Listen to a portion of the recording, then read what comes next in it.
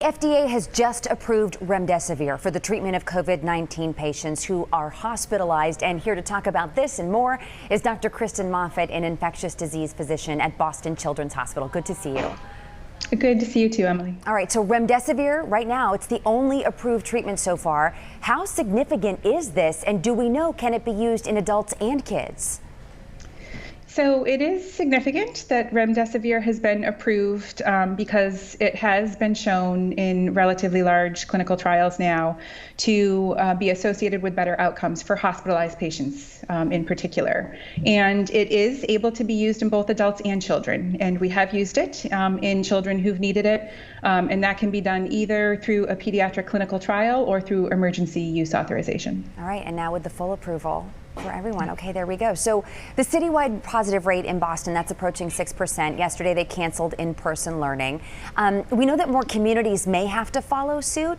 What are some ways that parents can prepare their kids for this and maybe help them through that? Yeah, I think probably the number one thing that parents can do to help kids through that transition is to really role model flexibility with them and to really role model the important need for being able to adapt to changes in our routines. I think one of the best ways to do that is to try to stay focused on the positive, especially when it comes to return to school, highlighting that it's really what's needed to be done to be able to keep ourselves, our teachers, and our friends as safe as possible. And another thing that could certainly help kids with that transition is to maybe have a plan in place to have regular opportunities for them to connect with friends and peers if they do have to transition to remote only, so that they can stay as connected as possible through those changes. So that was my next question for you about this. As we have seen these positive cases increase, is it time to reconsider some of those things that we've been doing, like those play dates that are outside at the playground maybe, or visiting with grandparents outside? Is it time to revisit those now?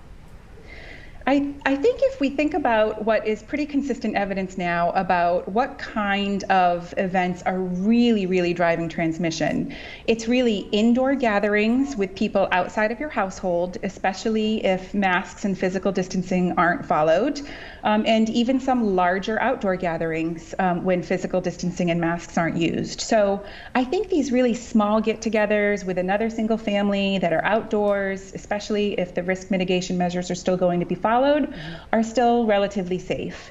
And I would say that those same practices should be applied to visits with grandparents, maybe even with extra care when visiting grandparents. And that's especially true if it's taking place in communities where cases are on the rise.